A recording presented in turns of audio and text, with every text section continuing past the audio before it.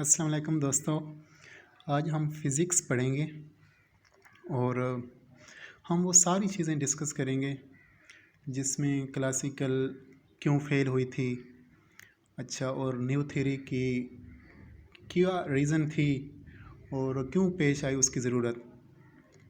और हम different experiment के थ्रू इस चीज़ को ढूंढ निकालेंगे कि कैसे कोई थ्योरी या कोई भी एक्सपेरिमेंट जो होता है उसकी इक्वेशन होती है एक, वो उसी को डिस्क्राइब करता है। एक्चुअली जो फ़िज़िक्स है एक बहुत ही अच्छा इंटरेस्टिंग सब्जेक्ट है अगर इसको अच्छी तरह समझा जाए, और इसमें कोई ज़्यादा जल्दी की ज़रूरत, ये आराम से समझ आता है और इसको सब्र तहम्मुल और तसल्ली से समझना पड़ता है। चलें स्टार्ट कर लेते हैं। हम कहाँ से स्टार्ट करेंगे? अगर आपका लेवल है मास्टर लेवल,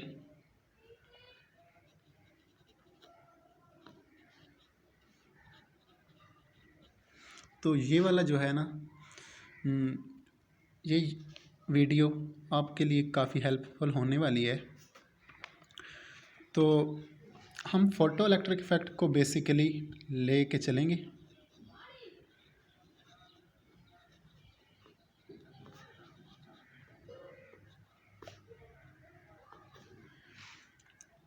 और इसके एक्चुअली हम इसका जो हिस्टोरिकल नोट है ना वो पहले जानेंगे, और बाद में इसको ना हम फोटो इलेक्ट्रिक इफ़ेक्ट को कैसे हम डिस्कस करते हैं वो पढ़ेंगे। तो यहाँ लिख लेते हैं कि हमने हिस्टोरिकल नोट जो है वो भी डिस्कस करना है। अच्छा, हिस्टोरिकल नोट जो है इतना खैर वैल्यू तो है इसकी, मतलब याद करने वाली चीज़ें नहीं है, ये आपको इंटरेस्टिंग इन्फॉर्मेशन होगी आपके लिए। आप कैसे मतलब ना चीज़ों को जानते हैं। कोई चीज़ जो है किसी साइंसदान है या कोई साइंटिस्ट था तो उसने कैसे पेश की थी, उसके जो आइडियाज़ वगैरह थे वो कैसे कंट्राडिक्ट हुए थे बाकी लोगों से। तो ये सारी चीज़ें ना हमने आज डिस्कस करनी है। तो सबसे पहले हम कहते हैं कि जो क्लासिकल फ़िज़िक्स थी ना, क्लासिकल फ़िज़िक्स ये तकरीबन 19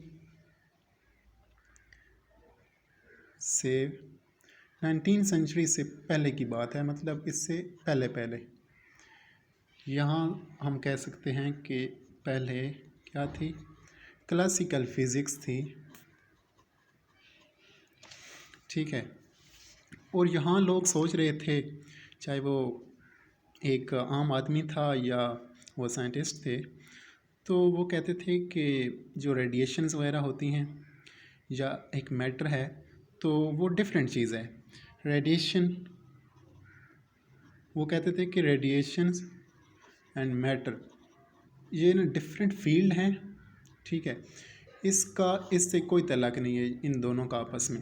ठीक है, वो कहते थे कि ये जो है ना ये वेव्स की तरह की होती हैं, और ये मैटर जो होता है ना वो पार्टिकल होता है। जैसे कि आम बंदा समझते यही है कि जो मैटर होता है वो पार्टिकल से मिलके बना होता है, और जो रेडिएशन होती हैं वो क्या होती हैं, वेव्स होती हैं। तो ये कोई इतनी ना मतलब अगर अक्ल सलीम है ना तो वो ये तस्लीम कर सकती है।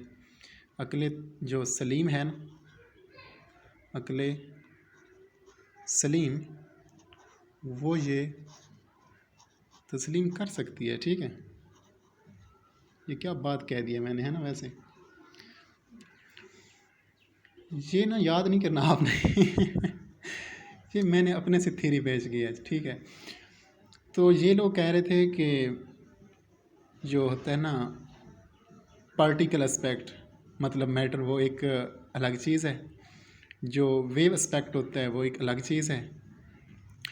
और इससे पहले ये वाली जो चीज़ें थी ना इनका जो असल में होता है ये मैटर और रेडिएशन, आपने अगर फिज़िक्स की डेफिनेशन पढ़ी है तो उसमें जो होता है ना फिज़िक्स हम कहते हैं कि मैटर और रेडिएशन के दरमियान में रिलेशन है, और इनका जो आपस में रिलेशन है उसी को डिस्क्राइब करने का नाम ही फ़िज़िक्स है। तो हम कह सकते हैं कि जो है ना 19 सेंचुरी से पहले जो फ़िज़िक्स थी वो क्लासिकल फ़िज़िक्स थी, ठीक है। मतलब कि क्लासिकल फ़िज़िक्स छाई हुई थी, उसके ना लोग मान रहे थे, ठीक है। अब उनको नहीं पता था कि ये ना इसका ज़वाल भी आना है, जैसा कि अल्लाह ताला कुरान मजीद में फरमाता है कि ये जो है ना बहरहाल उस उस तरफ नहीं जाते, हम फिज़िक्स पढ़ रहे हैं। तो ये जो है ना, आप ये समझें कि 19 सेंचुरी से पहले क्लासिकल फ़िज़िक्स थी, ठीक है। और क्लासिकल फ़िज़िक्स में जो उस वक्त मानी पहचानी या जो बहुत ही फेमस वो थ्योरी थी ना, वो क्या थी?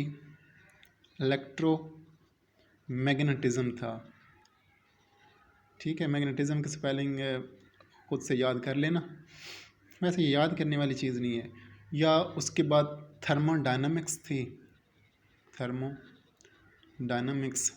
इलेक्ट्रोमैग्नेटिज़्म मतलब कि इसमें बड़ी बड़ी चीज़ें हम देखते थे, मैग्नेट हैं, इलेक्ट्रिसिटी है। अच्छा, इधर हम देखते थे कि मॉलिक्यूल वगैरह हैं, एटम हैं, ठीक है, उनकी जो हीट वगैरह है, ठीक है, मॉलिक्यूल और एटम। ये थर्मोडायनामिक्स, मतलब थर्मो का मतलब होता है हीट, और डायनामिक्स के उनकी जब मूविंग बॉडीज़ की हीट वगैरह का हम करते हैं मुताला। तो इलेक्ट्रोमैग्नेटिज़्म में इलेक्ट्रिसिटी एंड मैग्नेटिज़्म दो अलग अलग ब्रांचेस थी, और इन चीज़ों को वो ना स्टडी लोग कर रहे थे। और इसके साथ ही ना मतलब बड़ी बड़ी चीज़ों को हम एटम और मॉलिक्यूल और उनके दरमियान में जो हीट ट्रांसफ़र हो रही है, या अगर कोई आप कह सकते हैं कि मैग्नेटाइज्ड ऑब्जेक्ट है, या मैग्नेटाइज्ड मॉलिक्यूल है, या डाइपोल है, या इस तरह की मैग्नेटाइज्ड डाइपोल है अगर, तो उस पे क्या फोर्सेस लगेंगे, ठीक है, उस पे क्या टार्क होगा, अच्छा, उसकी क्या रोटेशन होगी, इस तरह की चीज़ें, ये सारी चीज़ें हम डिस्कस कर रहे थे इलेक्ट्रोमैग्नेटिज़्म में। और साथ साथ एक और साइंसदान था, वो शायद था मैक्सवेल, शायद नहीं पक्का, वो मैक्सवेल था। और मैक्सवेल के लॉज थे, मैक्सवेल के लॉज थे, ठीक है। और खैर आपको यहाँ पे जो मैक्सवेल बंदा था ना, इसके बारे में बताता चलूँ कि ये एक ऐसा बंदा था, इसको मैथ से ना बिल्कुल ही दिलचस्पी नहीं थी। इससे ना एक इक्वेशन भी याद नहीं हो पाती थी, आप ये समझें। इसकी तकरीबन 4 बुक्स थी, 4 बुक्स, और सारी की सारी कहाँ वो कर रही थी, ये जो हमारा इलेक्ट्रोमैग्नेटिज़्म है ना, इसके लॉज को वो सारा ना वो कर रही थी, प्रूव कर रही थी। और 4 बुक्स में एक इक्वेशन भी मैथ की नहीं थी। तो आप ये ना समझें अगर आपको मैथ नहीं आती तो आप बिल्कुल सिरे से गए। ये काफ़ी बड़ा अच्छा बंदा था, और इसने फ़िज़िक्स में ना काफ़ी काम किए, काफ़ी खिदमत सर अंजाम दी। तो परेशान होने की बात नहीं है, आपको अगर मैथ नहीं आती तो खैर मुझे भी मैथ आती तो नहीं है इतनी, मैं तो परेशान नहीं हूँ, अगर आप हो रहे हैं तो परेशान ना हो, ठीक है। इसके बाद हम आ जाते हैं ये कब हुई क्लासिकल जो फिज़िक्स थी, ये कब फेल हुई? अच्छा, पहले ये लोग ना जब बड़ी बड़ी चीज़ों को स्टडी कर रहे थे तो इनको कोई परेशानी नहीं आई। तो हर दौर में कुछ शैतानी शैतानी काम करने वाले बंदे भी होते हैं। तो कुछ साइंसदान ऐसे थे, उन्होंने ना कहा कि चलो ठीक है, बड़े बड़े ऑब्जेक्ट पे तो ये काम कर रहा है, हम ना कोई मतलब वो कह रहे थे कि एटॉमिक लेवल पे आ जाते हैं, एटॉमिक लेवल पे। अच्छा, एटॉमिक लेवल पे जब आए तो क्लासिकल मैकेनिक्स का क्या हो गया, क्लासिकल जो फिज़िक्स थी, चलो फिज़िक्स कह लो इसको, क्लासिकल फिज़िक्स वो क्या हो गई, फेल हो गई, फेल्ड, ऊप्स, ठीक है। ये फेल हो गई। अच्छा, इसके साथ ना जब लोगों ने कहा ना कि ये तो एटॉमिक लेवल पे फेल हो गई है, आपको मोटी मोटी चीज़ें बता रहा हूँ, बाद में इसको अगर एक्सप्लेन करना पड़ा तो मैं कर दूँगा। अच्छा, उसके बाद ना कुछ लोगों ने कहा कि ये जो है ना फिज़िक्स, इसको लेके जाओ आप स्पीडी ऑब्जेक्ट पे, ठीक है। जो ऑब्जेक्ट स्पीडी थे और उनकी जो वेलोसिटी थी वो कंपेरेबल टू थी स्पीड ऑफ लाइट, तो ये जो क्लासिकल फिज़िक्स थी ये फिर फेल हो गई। तो हम कह सकते हैं कि ऑन टू फ्रंट्स जो क्लासिकल फिज़िक्स थी वो बेचारी फेल हो गई। तो उन्होंने जब एटम का, हम कह सकते हैं कि बोहर एक बंदा था, बोहर एटॉमिक मॉडल आपने पढ़ रखा होगा, बोहर ने ये सारी शैतानी की। और इसके साथ जब थी ना, हम कह सकते हैं कि जो स्पीडी ऑब्जेक्ट थे, तो उसके लिए हम डी ब्रागली को कहेंगे। डी ब्रागली एक बंदा था, तो उसने ना ये कहा कि ले आओ भाई क्लासिकल फ़िज़िक्स को, वो तो फेल हो जाती है जब इसको आप स्पीडी ऑब्जेक्ट पे अप्लाई करते हैं। तो डी ब्रागली था, बोहर था, और फिर ना बाकी भी लोग थे। बाकी कौन थे? बाकी एक बंदा था मैक्स प्लैंक। खैर, ये सबसे जो मेन बंदा था ना वो था यही मैक्स प्लैंक। इसने क्या कहा था, ये जो लोग कह रहे थे ना, अच्छा आपको ये बताता चलूँ कि यहाँ पे इन लोगों ने ये भी कहा था कि मैटर और रेडिएशन में जो एनर्जी ट्रांसफ़र होती है, मैटर रेडिएशन में वो कंटिन्यूसली होती है। जैसे कि आप किसी लोहा है या वो ना, उसको अगर आप गर्म वगैरह करें तो वो कंटिन्यूस ऑब्जर्व करता जाएगा, और फिर पहले वो थोड़ा माल्टी की तरह होगा, फिर बिल्कुल रेड हो जाएगा, और फिर वो येलो, और फिर क्या वाइट, और फिर ब्लू वगैरह हो जाएगा। तो ये कंटिन्यूस मतलब ना एब्ज़ॉर्ब करता था। इनके दरमियान में जो रेडिएशन और मैटर के दरमियान में हीट ट्रांसफ़र थी ना, वो कंटिन्यूस थी, या एनर्जी ट्रांसफ़र आप कह सकते हैं। यहाँ पे जब था ना मैक्स प्लैंक, इसने आइडिया दिया। ये मैक्स प्लैंक 1900 की बात है, 19 सेंचुरी आप कह सकते हैं, कि इसने आइडिया दिया कि जब मैटर और ये रेडिएशन है ना, इनके दरमियान में जो इसने आइडिया दिया, बिल्कुल ना इसने ऐसे बात कह दी बैठे बैठे ना, जिस तरह आप बैठे हुए हैं, तो घर बैठ के इसने ऐसे ना पॉस्टुलेट कर दिया, पॉस्टुलेट, ठीक है। इसने पॉस्टुलेट दिया, ठीक है, कोई एक्सपेरिमेंट इसके पास नहीं था, इसने पॉस्टुलेट दिया। खैर, इसकी बात है ना, पहले तो लोगों ने मान ली, मतलब कि आप ठीक कह रहे हैं, पता नहीं क्यों मानी। वैसे अगर कोई और होता तो वो शायद ना मानता। इसने पॉस्टुलेट दिया कि रेडिएशन जो होती है ना और मैटर, उसमें जो एनर्जी ट्रांसफ़र होती है वो कंटिन्यूस नहीं होती। वो कैसी होती है? वो डिस्क्रीट होती है। डिस्क्रीट एनर्जी ट्रांसफ़र होता है इन दोनों चीज़ों में। तो इसी के बाद ना एक बंदा था हार्ट्स। असल में ये हार्ट्स ने ना ये स्पेक्ट्रोस्कोपी, ठीक है, इसको प्रोनाउंस तो आपको करना आएगा ना, स्पेक्ट्रोस्कोपी। तो इस फील्ड में इसने काम किया और एटॉमिक लेवल पे और इसने तकरीबन 1887 में किया काम। तो हार्ट्स के बाद ये जो ये कह रहा था ना कि एटॉमिक लेवल पे, फिर बोहर आ गया। जो बोहर था, बोहर तकरीबन 1911 में आया था। इसमें 1911 में दिया था। डी ब्रागली ने 1923 में दिया था, ठीक है। और मैक्स प्लैंक आपको बता दिया कि वह 1900 में दिया था। तो इसने जब हार्ट्स ने देखा था ना, हार्ट्स ने ऑब्ज़र्व किया था कि जो हीट ट्रांसफ़र वगैरह हो रही है, जैसे कि उसने देखा था कि ऑर्बिट जो हैं वो रिवॉल्व कैसे कर रहे हैं, हर ऑर्बिट की जो है ना एनर्जी वगैरह वो डिस्क्रीट है। तो इस चीज़ को इसने देखा तो था, लेकिन इसके पास ना वो, मतलब क्या कहते हैं, एक थ्योरी नहीं थी, या इसने बस ऑब्ज़र्व किया था। असल में जो थ्योरी दी थी वो दी थी मैक्स प्लैंक ने, कि वो क्या होता है, डिस्क्रीट फॉर्म में ना एनर्जी ट्रांसफ़र वगैरह होती है। और उसके बाद बोहर ने भी ये वाला साबित कर दिया। और डी ब्रागली आए थे। डी ब्रागली ने कहा था कि जब स्पीडी ऑब्जेक्ट होता है तो उन पे जो है ना मतलब फेल हो जाती है क्लासिकल फिज़िक्स। और उसने डी ब्रागली ने कहा था कि जो है ना वेव्स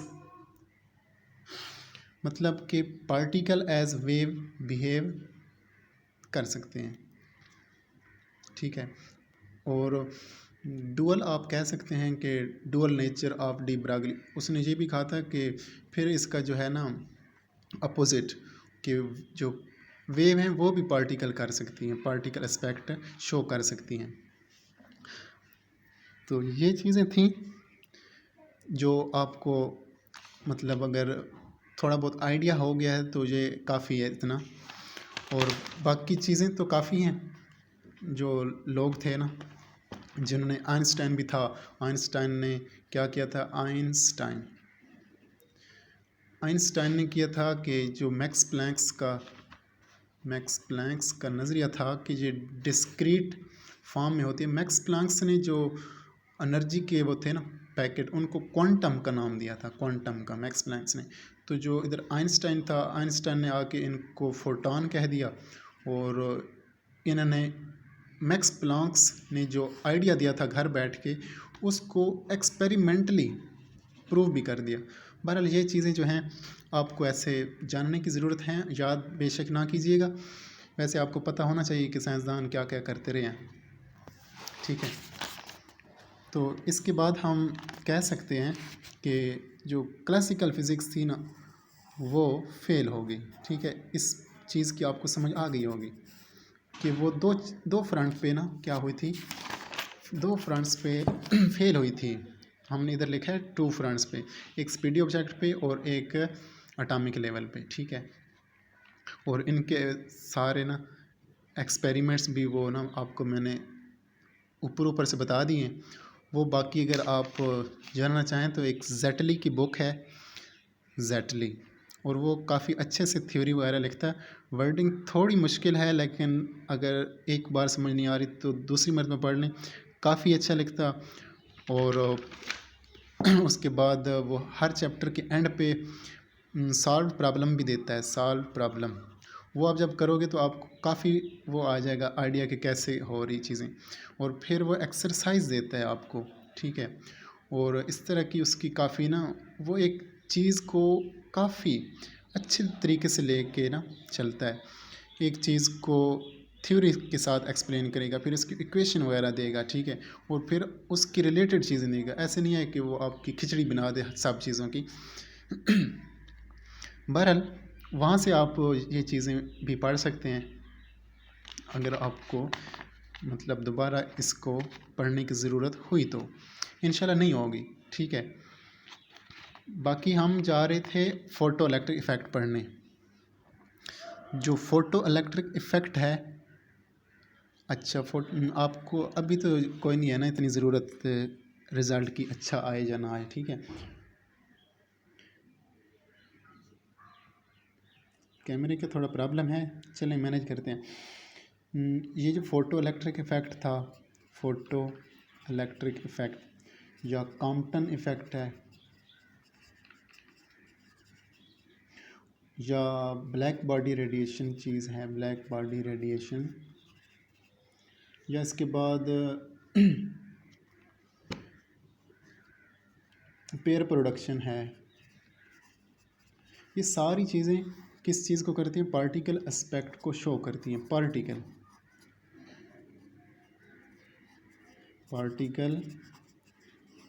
एस्पेक्ट, ठीक है।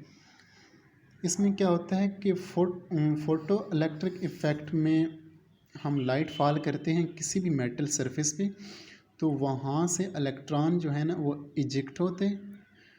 जो इलेक्ट्रॉन इजेक्ट होते चूँकि वो लाइट के फॉल कराने से आए तो उनको हम फ़ोटो इलेक्ट्रॉन कहते हैं। और जब वो सर्किट में, अगर हम सर्किट को बनाएं और सारा प्रोसीजर करें तो वो जो करंट फ्लो करेगा इन इलेक्ट्रॉन की वजह से, तो वो फोटो करंट होगा, ठीक है। और इस फिनोमेनन को फोटो इलेक्ट्रिक इफ़ेक्ट कहते हैं। ये इसका छोटा सा वो था, आप कह सकते हैं कि आइडिया आपको मिल गया।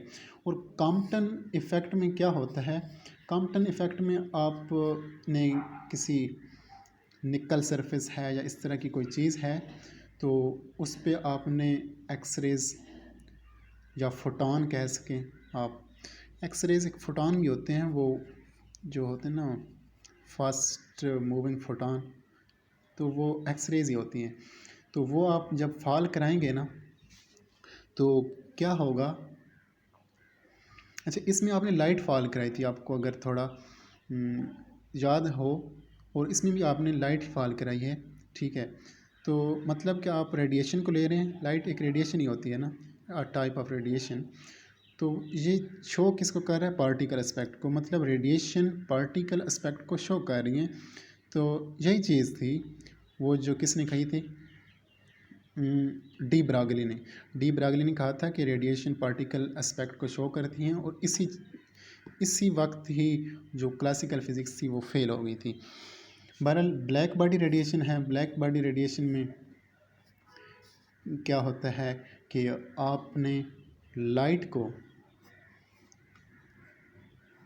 आपने लाइट को एक कैविटी में ऐसे करके, कैविटी में फॉल करवाना है ऐसे करके, और वो उस पे ऐसे ऐसे ऐसे लग लग के ना, तो वहाँ पे ही उसका ना टेम्परेचर राइज होगा। तो ये वाली रेडिएशन जब इसमें मतलब आपने महफूज कर ली हैं, या इसका जो होता है ना होल, ये बहुत ही बारीक होता है और छोटा सा होता है, तो वो वापस नहीं जा सकती, बस अंदर ही आ सकती हैं, वापस नहीं जा सकती। और ये ब्लैक इसलिए होती है कि ये क्या है, फुल्ली एब्ज़ॉर्ब 100% एब्ज़ॉर्ब कर सके।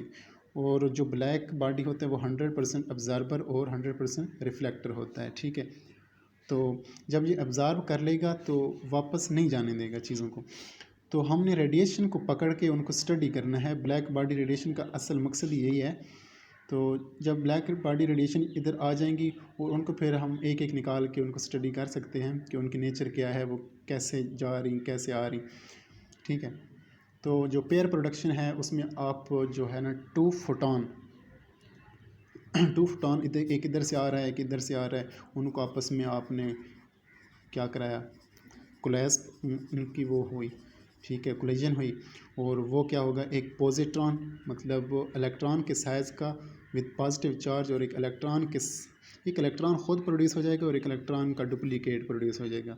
और ये क्या करेंगे, एक इधर चला जाएगा एक ऊपर चला जाएगा, ऐसे करके मतलब इनका मोमेंटम कंजर्व करने के लिए। और चार्ज भी कंजर्व है क्योंकि एक पॉजिटिव है और एक नेगेटिव है। चार्ज कैसे कंजर्व है, ये पॉजिटिव और नेगेटिव मिलकर न्यूट्रलाइज कर देंगे। और पीछे इधर जो फोटॉन आ रहे थे, तो फोटॉन जो होता है वो चार्ज लेस होता है, उस पर कोई चार्ज नहीं होता, इसलिए चार्ज भी कंजर्व हो गया, मोमेंटम भी कंजर्व हो गया। और एनर्जी जो है, आपको अगर पता हो कि जो फोटॉन है वो एनर्जी भी इनकी कंजर्व रहती है। फोटॉन की एनर्जी शायद 2.01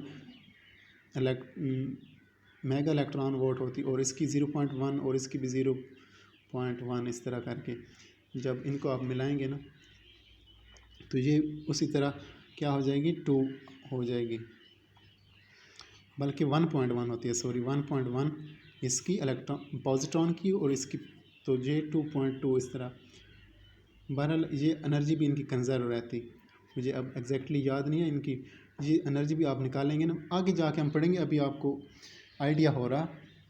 तो ये सारी चीज़ें photo electric effect, Compton effect और black body radiation, pair production क्या है, हम लाइट को यूज़ कर रहे या फिर रेडिएशन को यूज़ कर रहे, और नेक्स्ट हो क्या रहा, पार्टिकल एस्पेक्ट हमें मिल रहा। तो फोटो इलेक्ट्रिक इफेक्ट जो है अभी हमने स्टडी करना है। फ़ोटो इलेक्ट्रिक इफ़ेक्ट वीडियो शायद लंबी हो गई है। अगर आप बोर हो रहे हैं तो मैं इसको शॉर्ट कर देता हूँ, नेक्स्ट वीडियो में हम पढ़ लेंगे। अभी थोड़ा बहुत इसके बारे में डिस्कस कर लेते हैं और फिर ना एंड करते हैं वीडियो।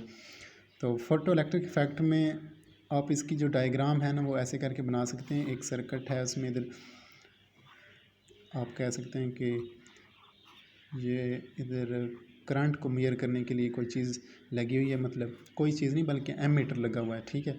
और इधर ऐसे एक ट्यूब है, उसका आपने प्रेशर जो है ना वो आपने 10⁻⁻² रखना है, ठीक है, मतलब उसमें वो ना होना, ठीक है। इसमें एक आप कह सकते हैं कि कोई भी गैस भी आपने मरकरी वगैरह है या कोई चीज़ वो भी डाल देनी है, ऐसी गैस डालनी है जो क्या करे, उसका मेल्टिंग पॉइंट क्या हो, ज़्यादा हो। और ऊपर से आपने लाइट फॉल करानी है, ठीक है। और इधर क्या था, मेटल सर्विस थी, कैथोड और एनोड आपने लगाए हुए। इधर अगर आपने एनोड लगाया हुआ, इधर कैथोड लगाया हुआ, और मेटल सरफेस पे आपने जब लाइट फॉल कराई तो इसमें अब हमने कैथोड और इलेक्ट्रोड हम इसलिए लगाए हुए कि जब इलेक्ट्रॉन निकलेंगे उस मेटल सरफेस से तो वो फिर करंट कैसे प्रोड्यूस करेंगे। जब इलेक्ट्रॉन को एनोड अपनी तरफ खींचेगा, ठीक है, तो इस तरह ना करंट जो है ना वो हमारा फ्लो करने लग जाएगा। तो इधर से मेटल से इलेक्ट्रॉन निकले और उनको एनोड ने, क्योंकि एनोड पॉजिटिवली चार्ज होता है, एनोड ने अपनी तरफ खींच लिया और जो करंट है वो फ्लो होना ऐसे करके ना सर्कल में। तो ये तो करंट तो फ्लो हो गया। और अब हमने ना इस चीज़ की प्रॉपर्टीज़ पढ़नी है, जो है हमने लाइट फॉल करवाई, लाइट या रेडिएशन, अगर उसकी जो फ्रीक्वेंसी है उसकी फ्रीक्वेंसी मैटर करती है, ठीक है, और उसकी जो इंटेंसिटी है ना वो मैटर नहीं करती। तो उसकी जो फ्रीक्वेंसी है वो क्या होनी चाहिए, जो जिस मेटल पे आपने फॉल करवाई है उसकी मतलब कि उसकी ज़्यादा होनी चाहिए उससे कि उसको वो इजेक्ट करवा लें। उसकी फ्रीक्वेंसी उस मेटल से इक्वल होनी चाहिए या ज़्यादा होनी चाहिए, तभी वो क्या कर लेगी, उससे फ्रीक्वेंसी ज़्यादा होगी तो उसकी एनर्जी जो है E=H म्यू हो जाएगा, उसकी एनर्जी ज़्यादा होगी। मतलब कि एक इसको म्यू नॉट हम कह सकते हैं कि ये वाली जो फ्रीक्वेंसी है, फ्रीक्वेंसी इसको थ्रेशोल्ड फ्रीक्वेंसी कहते हैं, कि हर मेटल की अपनी जो है ना एक थ्रेशोल्ड फ्रीक्वेंसी होती है। उस फ्रीक्वेंसी से नीचे इलेक्ट्रॉन क्या है, इजेक्ट नहीं होंगे। इलेक्ट्रॉन इजेक्ट क्यों नहीं होंगे, अगर ये फ्रीक्वेंसी कम होगी तो एनर्जी कम होगी, एनर्जी कम होगी तो वो इलेक्ट्रॉन निकलेंगे नहीं। तो इसलिए हम कह रहे हैं कि एक थ्रेशोल्ड फ्रीक्वेंसी होती है और ये मिनिमम एनर्जी होती है उसके करस्पॉन्डिंग, उससे नीचे ना कोई इलेक्ट्रॉन नहीं निकलेगा। जब उसको उसकी एनर्जी पूरी हो जाएगी मतलब तो वो उस वक्त निकलेगा। और एक 1:1 करस्पॉन्डिंग होती है, इस बात का आप ख्याल रखिएगा। 1:1 करस्पॉन्डिंग, एक फोटॉन आएगा और उसने 1 इलेक्ट्रॉन को निकालना है। ऐसे नहीं है कि एक फोटॉन आएगा, इलेक्ट्रॉन इधर खड़ा है भाई, उसने फोटॉन आया वो एब्ज़ॉर्ब कर लिया इलेक्ट्रॉन ने, अच्छा इसकी अभी एनर्जी पूरी नहीं हुई, ठीक है, और दूसरा आया और वो भी इसी ने खा लिया। ऐसा नहीं है, क्योंकि हम इस यहाँ पे डिस्क्रीटनेस का क्या कर रहे, कंसेप्ट पढ़ रहे हैं, ठीक है। डिस्क्रीट कैसे है कि फोटॉन एक आएगा और उसकी एनर्जी अगर है कम तो फिर तो वो इसको ना इजेक्ट ही नहीं करवा सकेगा, फिर ये है कि वो वापस जाएगा। खैर फोटॉन ने तो वापस को नहीं जाना, हमें पता चल जाएगा कि हमने जो लाइट है ना वो ज़्यादा एनर्जी की फॉल करवानी पड़नी है हमको, तो हम लाइट खुद ब खुद ज़्यादा एनर्जी की फॉल करवाएंगे ताकि इलेक्ट्रॉन इजेक्ट हो सकें।